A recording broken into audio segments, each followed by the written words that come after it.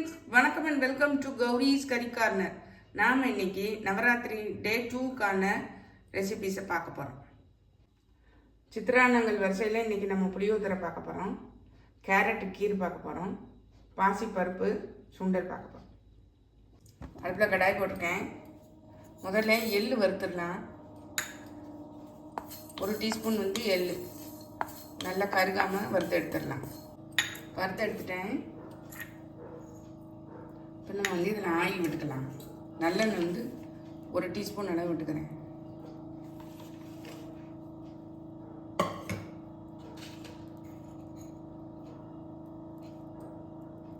எண்ணெய் சூடாயிடுச்சு பாருங்க.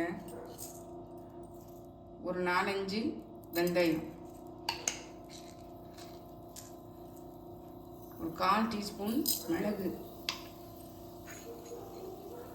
1 டீஸ்பூன் கடலைப்பருப்பு,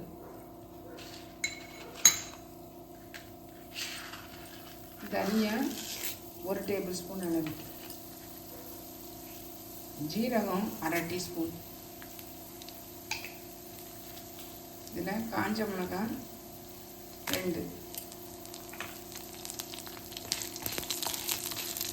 நல்லா வறுத்துக்கலாம்.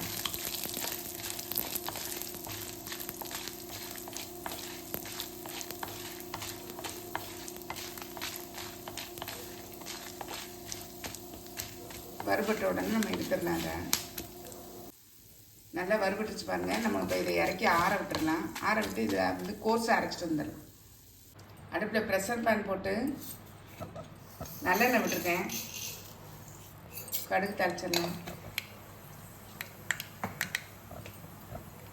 கடலைப்பருப்பு, உளுந்தம்பருப்பு,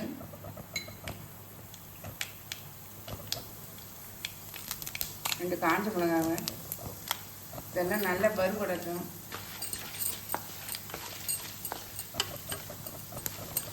கூட கருவேப்பிலையும் சேர்த்து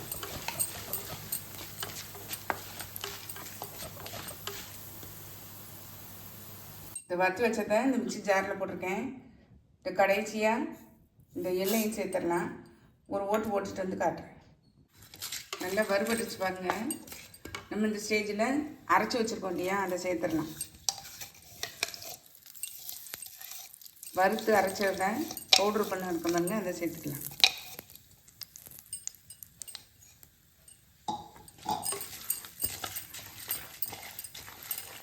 கொஞ்சம் பச்சை வாசனை எல்லாம் வறுத்தது தான் இருந்தாலும் கொஞ்சம் அந்த பச்சை வாசனை இல்லாத அளவுக்கு வறுத்து விட்டுக்கலாம்.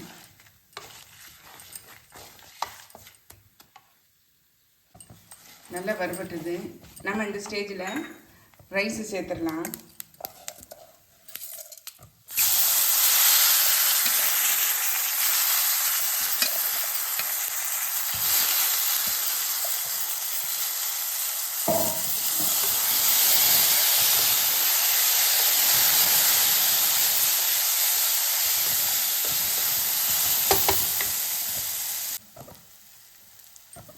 ஒரு 1/2 டீஸ்பூன் மஞ்சள் தூள் சேர்த்துடலாம். மிக்ஸ் பண்ணி விட்டுருங்க. இப்போ புளி கரைச்சி வச்சுருக்கேன். இதில் இந்த டம்ளரில் தான் அரிசி எடுத்துருந்தேன். இதுக்கு 2 டம்ளர் தண்ணி விட்டுடலாம்.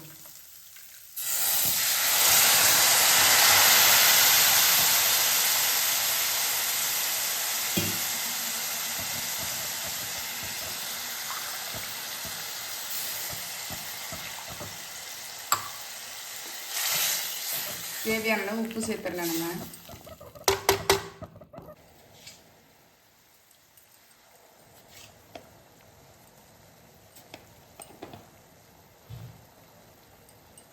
கொஞ்ச உடனே நம்ம குக்கரை மூடிடலாம்.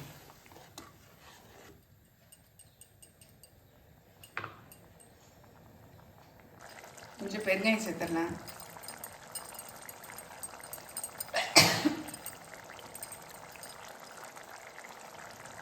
நல்லா மிக்ஸ் பண்ணி விட்டுட்டு மூடிடலாம்.